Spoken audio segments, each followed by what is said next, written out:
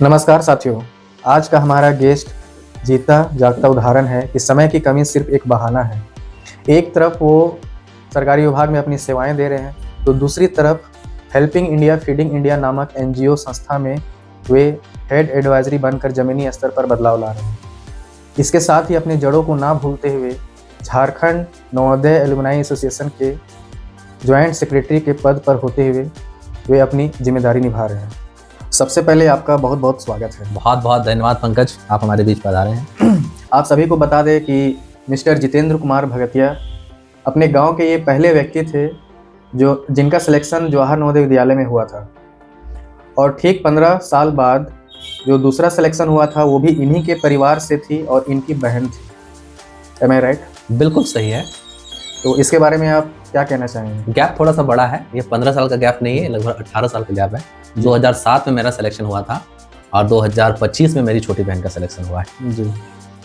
और इसको आप हर्ष के विषय में यह देखेंगे कि एक ही परिवार से 2 सिलेक्शन हुआ, और विषाद के रूप में ऐसे देखेंगे कि कितनी बड़ी बात है ये कि पूरा पंचायत से नवोदय विद्यालय में सिलेक्शन इतना कम हो रहा है, तो शिक्षा का स्तर कहाँ है? बिल्कुल। लेकिन ये बहुत सौभाग्य की बात है कि अपने गांव से आप पहले व्यक्ति थे जिनका सिलेक्शन जवाहर नवोदय विद्यालय में हुआ था। नवोदय से लेकर वर्तमान में जो आपकी ट्रिपल थ्रेट पर्सनालिटी है, इसके पीछे की क्या कहानी है? ट्रिपल थ्रेट पर्सनालिटी की बात ऐसी है पंकज कि वर्तमान में मैं सरकारी विभाग में बतौर कर्मचारी कार्यरत हूँ, पोस्टल विभाग में, पोस्ट ऑफिस में। जी जी। एक एनजीओ है हेल्पिंग इंडिया फीडिंग इंडिया, उसमें मैं बतौर हेड एडवाइजर अपनी सेवाएं दे रहा हूँ जी। और नवोदय विद्यालय का जो एलुमनी एसोसिएशन है पूरे झारखंड का, नाज, उसका मैं ज्वाइंट सेक्रेटरी के रूप में अपनी सेवाएं दे रहा हूँ। जैसा कि आपने बताया कि आप एनजीओ से भी जुड़े हुए हैं, तो ये समाज के प्रति जो सेवा भाव की भावना है, ये आपके अंदर कैसे आई? देखिए, 2-3 लेयर में आया है। पहला लेयर तो मुझे कि मेरे जो पारिवारिक पृष्ठभूमि है जी, वो सेवा करने वालों की है। बिल्कुल। बतौर मलेरिया डिपार्टमेंट के डॉक्टर मेरे दादाजी स्वर्गीय मधुसूदन भगतिया जी गांव भर में एक बैग लेकर घूमते थे, जिसमें कुछ सामान्य बीमारियों की दवाइयां होती थी और गांव के लोगों का उपचार करते थे। बिल्कुल। उसके बाद उनके इस सेवा यात्रा का निर्वहन आगे मेरे पिताजी ने बढ़ाया, और वो भी इसी प्रकार से गांव के लोगों को इलाज करते हैं। जी। मेरा एक्सपोजर चूंकि थोड़ा बड़े लेवल पे हुआ, मैं कुछ अच्छे प्रबुद्ध लोगों के बीच में उठने बैठने लग गया, तो मेरा भाव एनजीओ की ओर मुड़ा, मेरा भाव ऐसी संस्थानों की ओर मुड़ा जिनके साथ जुड़ के मैं समाज को कुछ दे सकता हूँ, पे बैक कर सकता हूँ। क्योंकि पंकज, हम भी और आप भी नवोदय विद्यालय से पढ़े हैं। नवोदय विद्यालय में पढ़ने के लिए हमारा एक पैसा भी नहीं लगता, लेकिन ऐसा भी नहीं है कि बिना पैसे के सब कुछ चल रहा है। वहाँ पैसा लग रहा है, तो पैसा किसका लग रहा है? पैसा लग रहा है समाज का, पैसा लग रहा है रिक्शे वाले का, पैसा लग रहा है उस इंसान का जो दुकान से फल खरीद रहा है, वो उसमें टैक्स दे रहा है, पैसा लग रहा है हर एक वर्ग का, उसके जो टैक्सेस से जमा हो रहे हैं उसी टैक्सेस के सहारे हमारे स्कूल चलता है। तो मन में यह भाव बहुत पहले ही आ गया था कि मेरे निर्माण में जो मेरे माता पिता का योगदान है, जो मेरे विद्यालय का योगदान है, उससे कहीं भी कम योगदान इस समाज का नहीं है जिसके टैक्स के पैसे से मैं पढ़ा। बिल्कुल। समाज सेवा जो है कितनी बड़ी जिम्मेवारी है, और ये इतना आसान नहीं होता है समाज के साथ में जुड़कर काम करना। और चूँकि आपने ये चुनौती स्वीकार की है, और आप कितने सालों से आप एनजीओ में काम कर रहे हैं? एनजीओ में काम करते हुए 7 साल हो गए। 7 साल? जी बिल्कुल, 7 साल मायने रखता है। मेरे भी पिताजी एनजीओ में पहले काम करते थे, प्रेरणा सेंटर यहीं पे है हजारीबाग में ही। 20 साल 25 साल उन्होंने दिया है समाज सेवा में, तो मैं भली भांति समझ सकता हूँ कि ये कितना बड़ा काम है और कितना महत्वपूर्ण काम है। जरूरी काम है, सबसे महत्वपूर्ण है, बहुत जरूरी काम है कि लोग अपनी सामाजिक जिम्मेदारियों का निर्वहन करें। बिल्कुल। और बहुत सारे लोग हैं जो सरकारी पद में होते हुए पर भी एनजीओ संस्था अपने एनजीओ संस्था खोल रखे हैं। जैसे कि उदाहरण में आप देख ले, किरण बेदी पूर्व आईपीएस, पहली महिला आईपीएस, उनका भी अपना एनजीओ संस्था है। पामे है मणिपुर के आईएएस अधिकारी, वो भी एनजीओ चलाते हैं। तो कहीं ना कहीं उनमें से एक आप भी हैं जो सरकारी डिपार्टमेंट में होते हुए पर भी आप जो है एनजीओ जैसी संस्था में, इनका NGO helping India feeding India नामक एनजीओ जो हजारीबाग में है, राइट, वहाँ पे इन्होंने 7 साल दिए। बहुत बहुत आपका धन्यवाद। हजारीबाग केंद्र है हमारा पंकज, और हजारीबाग के अलावा बहुत से ऐसे क्षेत्र हैं जी जहाँ पर हमारे वॉलंटियर्स, आज हमारे पास 300 से ज़्यादा एक्टिव वॉलंटियर्स हैं जी जो देश भर में फैले हुए हैं, जी। जो काम कर रहे हैं। तो इतना सब कुछ मैनेज कैसे कर लेते हैं? कोई रॉकेट साइंस नहीं है इसमें, जी टू बी वेरी फ्रैंक। जी आपके पूरी एलिजिबिलिटी का, या कहें कि आप कितना काम कर सकते हैं उसका, अगर उसको हम 100% मानते हैं तो आपकी जो कार्यस्थली में आपका जो यूज़ है वो मैक्सिमम 20 to 25% होगा। उसके बाद आप अपनी फैमिली से रिचार्ज होते हैं। आपकी फैमिली के साथ जब आप बातें करते हैं, हंसते हैं, बैठते हैं, तो वो आपको एनर्जी से भरता है। जी अब आपके हाथ में है कि आप अपनी एनर्जी का यूज़ कहाँ करेंगे। तो जब आप ऐसी संस्थाओं से जुड़ के कुछ काम करते हैं तो ये मान के चलिए पंकज कि जहाँ पर आप इन्वेस्ट करते हैं ना एनर्जी, वहाँ से आपको उस इन्वेस्ट के बदले में बहुत सारा एनर्जी मिलता है। जी जी तो इसको ऐसे कह देना कि मेरे पास 60 घंटे हैं, उसको मैं 20 घंटे बांट देता हूँ, ये भी सही नहीं है। बिल्कुल।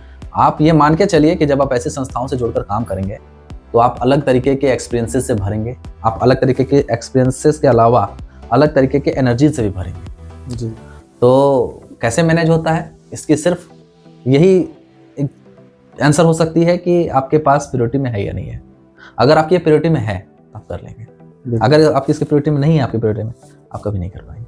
नवोदय विद्यालय की एक नीति है माइग्रेशन की। जितने भी हमारे झारखंड या हमारे देश में नवोदय विद्यालय हैं उनमें 9 क्लास में 1 साल का माइग्रेशन होता है, जो कि दूसरे स्टेट में उस स्टेट की संस्कृति को सीखने के लिए कुछ बच्चों का सिलेक्शन किया जाता है। इसके बारे में आप क्या कहना चाहेंगे, क्योंकि आप भी क्लास 9th में आपने माइग्रेशन गया था शायद? माइग्रेशन एक प्रक्रिया है पंकज। क्लास 9th में नवोदय विद्यालय के छात्र छात्राओं को, अगर वो हिंदी राज्य के हैं तो अहिंदी राज्य, और अगर वो अहिंदी राज्य से है तो हिंदी राज्य, मतलब लैंग्वेज डिफरेंट होना चाहिए जी। तो आप वहाँ आपको 1 वर्ष की पढ़ाई के लिए भेजा जाता है। सौभाग्य से मेरा चयन भी हुआ था उन चुनिंदा बच्चों में जिनको भेजा जाना था क्लास 9th के, और मेरी 1 साल की पढ़ाई लिखाई असम के दारांग नामक एक जिला है, वहाँ के एक नवोदय विद्यालय में हुई।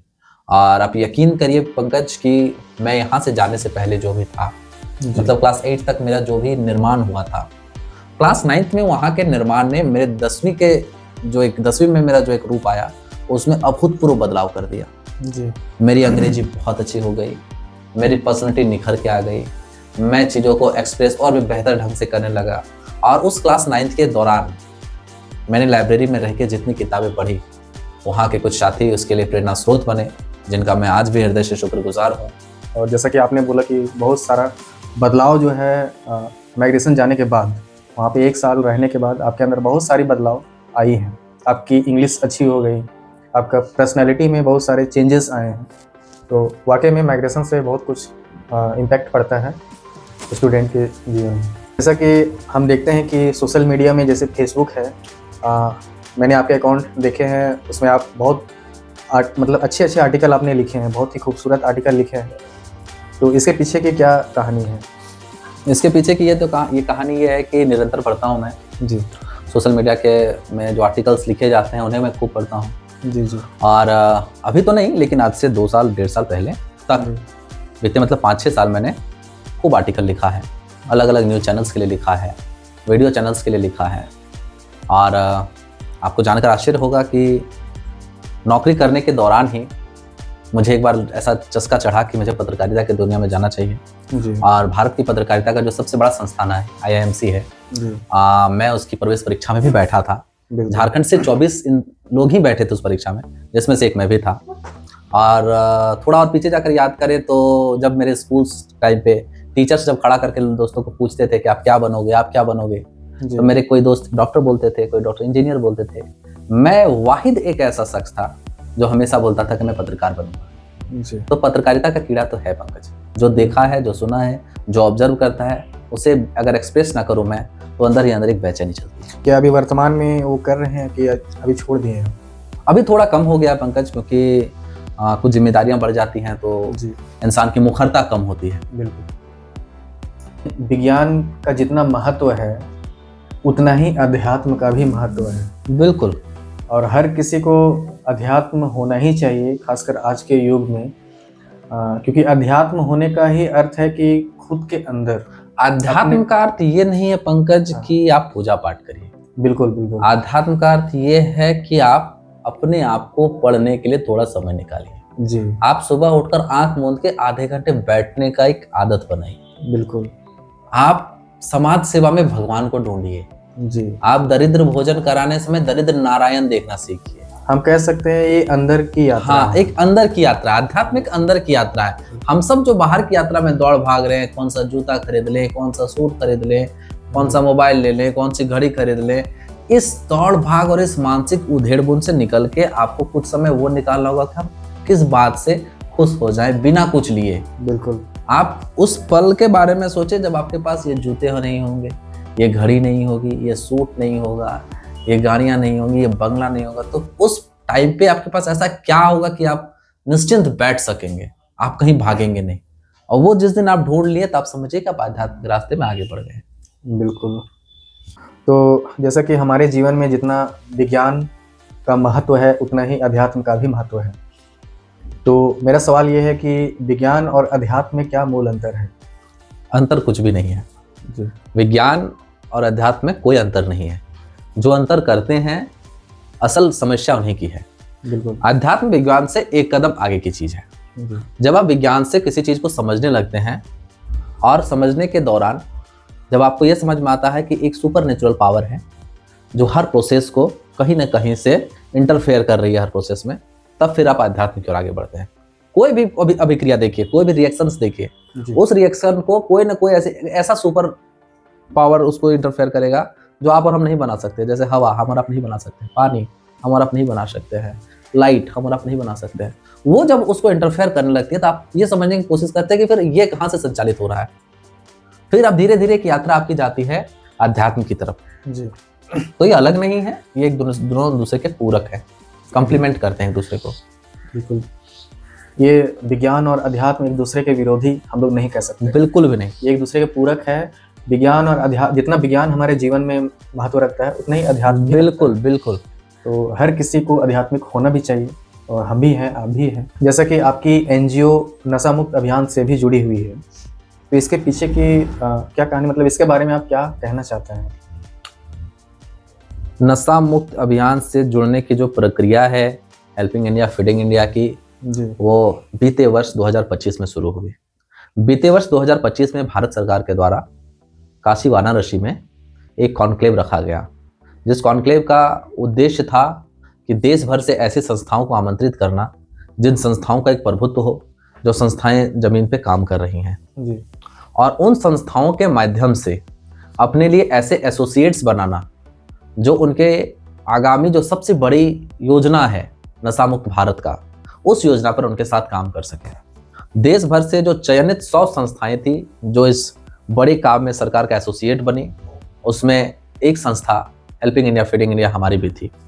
बिल्कुल। वहाँ काशी डिक्लेरेशन हुआ नशा मुक्त अभियान को लेकर, और हम सबको यह जिम्मेदारी दी गई कि हम सब अपने आसपास के स्कूल्स, अपने आसपास के चौराहे, अपने आसपास के लोगों के बीच में इस बात के संदेश का प्रवाह करें कि नशा आपको कितना बर्बाद कर सकता है। जी और हम सब ये आम जिंदगी में देखते हैं, किसी घर का इकलौता लड़का अगर नशे की चपेट में आ जाता है तो वो घर कैसे बर्बाद हो जाता है। किसी का पिता अगर नशे के चपेट में आ जाता है तो वो घर कितना बर्बाद हो जाता है। नशे का जो तस्कर है, नशे का जो पूरा व्यापार है, वो इतना बड़ा है देश में। आप समझ के देखिए, ये हमारे लिए कितनी दुर्भाग्य की बात है कि इस देश में जो नशे का व्यापार है और इस देश में जो किताबों का व्यापार है, वो नशे के व्यापार से 0.1% से भी नीचे है। जो बात नशे की हो रही है, तो हमारे झारखंड राज्य में एक जिला है चतरा, जहाँ अफीम की सबसे ज़्यादा खेती होती है। वहाँ इस वर्ष जिला प्रशासन के साथ मिलकर हमने लगभग 1500 एकड़ अफीम की खेती के विनिष्टीकरण में अपनी सहयोगी भूमिका निभाई। और हम सब जिस जनजाति के साथ बीते 8 वर्षों से काम कर रहे, वो जनजाति है बिरहोर, जो झारखंड की आदिम जनजाति है। और वह जनजाति आज के समय पे अपने विलुप्ति के ओर बढ़ चुका है। उनके विलुप्ति का जो सबसे बड़ा कारण है वो ये है कि उन्हें बहुत आसानी से नशे का लत लगवा दिया जाता है, उन्हें शराब का लत लगवा दिया जाता है, उन्हें जो लोकल शराब मिलते हैं, राइस बियर जो होता है, जिसे हमारे यहाँ हड़िया कहा जाता है, वो बहुत आसानी से उपलब्ध है। दुख का विषय ये है सर कि हम सब ये तय करते हैं कि अफीम कहाँ मिल रहा है, डोडा कहाँ मिल रहा है, ये शराब कहाँ मिल रही है, वो शराब कहाँ मिल रही है, लेकिन हम जो लोकल बियर्स हैं, जो लोकल नशे की पदार्थ हैं, उन पर रिसर्च नहीं कर पा रहे हैं। अगर हमारे पास लोकल शराबों को प्रतिबंधित करने का एक तरीका बन जाए तो हम एक बहुत कारगर विषय की ओर आगे बढ़ सकते हैं। और अगर गाँव को बचा लिया गया नशे से तो हमारा देश आने वाले 2047 का जो टारगेट है विकसित भारत का, वो हंसते हंसते पूरा कर लेगा। जय हिंद, जय भारत। सारे बच्चों को खाना खिला रहे होते हैं, तो एक सवाल था कि जो आपकी एनजीओ का जो फंडिंग है, वो फंडिंग कहाँ से होती है और फंडिंग कौन करता है? हमारी एनजीओ को लेकर मैं ये फंडिंग का जो सवाल है, बड़ा इंटरेस्टिंग सवाल है। ये इंटरेस्टिंग सवाल इसलिए है पंकज, क्योंकि जब पहली बार हमारा एनजीओ किसी राष्ट्र स्तरीय सम्मेलन में इन्वाइटेड हुआ, तो उसमें हमारे एनजीओ के फाउंडर है अभिजीत कुमार हैं, वो गए वहाँ पर। उस समय जो स्वास्थ्य मंत्री थे हर्षवर्धन सिंह जी थे जी। तो हर्षवर्धन जी मंच पे थे, उन्होंने बारी बारी से सभी एनजीओ के फाउंडर्स को इन्वाइट किया, बुलाया स्टेज पे। जब हमारा एनजीओ को बुलाया गया तो हर्षवर्धन जी ने कहा कि आपके एनजीओ का रिकॉर्ड बता रहा है कि आपके पास कोई अकाउंट नंबर नहीं है। हमारे फाउंडर ने कहा नहीं सर, नहीं है। उन्होंने कहा कि हमें बड़ी हैरानी हो रही है कि ऐसे कैसे संभव है कि बिना किसी अकाउंट नंबर का एक एनजीओ चल कैसे रहा है। बिल्कुल।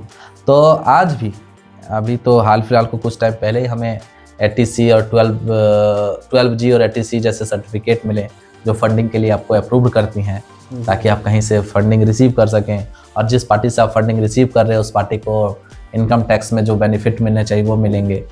तो ये तो हाल फिलहाल को हमें मिला, नहीं तो हमारा क्या होता है कि हमें जानने वाले इतने लोग हैं जो हमारे काम को रोज़ वॉच करते हैं, रोज़ देखते हैं, वो हमें अपने एंड से फंड करते हैं। तो पीपल फंडिंग टीम है हम सब, जो लोग घर से नहीं पब्लिक जो देखती है वही फंडिंग पब्लिक देती है हमें, पब्लिक हमारे अकाउंट में डालती है। हमारे एक अकाउंट हमारा बाद में खुला था हमारे एनजीओ का, उस अकाउंट में सारी फंडिंग होती है। जो लोग वीडियो देख रहे हैं उनको आप क्या कहना चाहेंगे फंडिंग के बारे में? आपको सिर्फ इतना कहना है मुझे कि आप समझ के चलिए कि समाज सेवा करना इतना सरल है। 2-3 स्टेप है उसके। पहला स्टेप या तो आप खुद ही करिए जी, आप खुद ही जाइए, आप 35 रुपए का एक जोड़ा मोजा खरीदिए और किसी ठंड में ठिठुरते बच्चे को पकड़ा दीजिए, पहना दीजिए। आप जब किसी कहीं सफर कर रहे हैं, बस में हैं, तो आप 4 बिस्किट का पैकेट 5 के 20 रुपए में अपने जेब में रख लीजिए, बैग में रख लीजिए और छोटे छोटे बच्चों को देते चलिए। अगर आप इन चीजों को करने में रुचि नहीं रखते हैं या आपके पास समय नहीं बन पड़ता है, तो आप बहुत छोटी सी धनराशि किसी भी सम्मानजनक एनजीओ को, जिसके बारे में आपको पता है कि वो ग्राउंड स्तर पे काम करती है, आप उसको फंड कर दीजिए। बहुत छोटी धनराशि होती है ये, 100 रुपये, 150 रुपये, 500 रुपये महीने के हिसाब से ऐसा होता है ये। लेकिन इसका प्रभाव अगर आपको देखना है तो आप जिस एनजीओ को आपने दान किया है, आप उसकी टीम से संपर्क करके एक बार उनके साथ एक डोनेशन कैंप में चले जाइए। आप देखेंगे कि कितना खुश होते हैं वो बच्चे जब उन्हें चॉकलेट्स मिलता है, जब उन्हें खाने के लिए कुछ मिलता है। ये जो गिविंग, जॉय ऑफ गिविंग है ना, वो आपको आएगा। और ये जब एक बार आ गया ना आपको, तो आपको इच्छा होगा कि अगर इस 100 रुपये से मैं आइसक्रीम खा सकता हूँ, तो इसके 50 रुपये डोनेट करके मैं और भी ज़्यादा खुशियाँ मना सकता हूँ। तो ये बहुत सरल है। कहीं ना कहीं एक तरह से इसे हम अध्यात्म भी कह सकते हैं। यही अध्यात्म है। अगर आपको ये समझ में आ गया कि दूसरों को सेवा देना, दूसरों को खुश करना ही परमात्मा को खुश करना है, अगर आपको ये समझ में आ गया कि पर पीड़ा पीड़नम है, अगर दूसरे को दर्द देंगे तो हमको पीड़ा होगी, वही पाप है। बिल्कुल। आपने जवाहर नवोदय विद्यालय एलुमनाई एसोसिएशन के लिए क्या किया और क्यों किया? मैंने व्यक्तिगत तौर पे कुछ नहीं किया है। ये एक सामूहिक प्रयास रहा है कि हजारीबाग नवोदय एलुमनाई एसोसिएशन का निर्माण हो। चूँकि थोड़ा पहले से मैं इस सेक्टर में एक्टिव रहा, 2015 के बाद से ही मैंने देश भर में जो एलुमनीज नेटवर्क काम कर रहे हैं उसको वॉच किया। फिर मैं कई ऐसे कार्यक्रम का सक्रिय सदस्य रहा, तो वहाँ से एक भावना आई कि अगर देश भर में ये नेटवर्क अच्छे से काम कर रहा है तो हमारा हजारीबाग क्यों पीछे रहे जी। और आज पूरी इंडिया का सबसे बड़ा स्टूडेंट एलुमनी एसोसिएशन है पूरे भारत का, नवोदय विद्यालय का, जहाँ नवोदय विद्यालय के लगभग 15 लाख लोग, 15 लाख स्टूडेंट्स एक दूसरे से जुड़े हुए हैं डायरेक्टली और इनडायरेक्टली। और हजारीबाग नवोदय एलुमनी एसोसिएशन का निर्माण 2022 में हुआ और हम सब बहुत ही ऊर्जा के साथ धीरे धीरे आगे बढ़ रहे हैं। और एलुमनी मीट हमारे एलुमनी एसोसिएशन का एक इवेंट होता है जो हर साल होता है। उस इवेंट में जो भी कहीं पर एलुमनीज हैं वो अपने स्कूल में आते हैं, अपने अल्मा मेटर में आते हैं और यहाँ से अपना जो कनेक्शन है उस कनेक्शन को फिर रीस्टैब्लिश करते हैं। वहाँ से उन्हें बहुत कुछ सीखने को मिलता है, उन्हें बहुत कुछ सिखाने को मिलता है और अपनत्व का एक जो भाव है वो भाव बढ़ता है ताकि हम एक दूसरे के साथ हर कदम से कदम में खड़े हो सके, खुशियाँ मना सके, दुख गम बांट सके। नहीं तो हम ऐसा देखते हैं कि आप इसके पीछे बहुत ही ऊर्जा लगाते हैं, हमेशा सक्रिय रहते हैं, तो इसके पीछे क्या राज है? मतलब सक्रियता का राज यही है पंकज कि बहुत से ऐसे अवसर आए सामाजिक जीवन में रहते हुए जहाँ पर हमें नवोदयन डॉक्टर्स की, नवोदयंस और पावरफुल पोस्ट पे लोगों की आवश्यकता पड़ी और उन लोगों ने सहर्ष मदद का हाथ आगे बढ़ाया। बहुत से ऐसे अवसर आए जहाँ पर हम हेल्पलेस रहे तो हमें किसी ने गाइड किया और उनमें अधिकांश लोग नवोदय विद्यालय से रहे।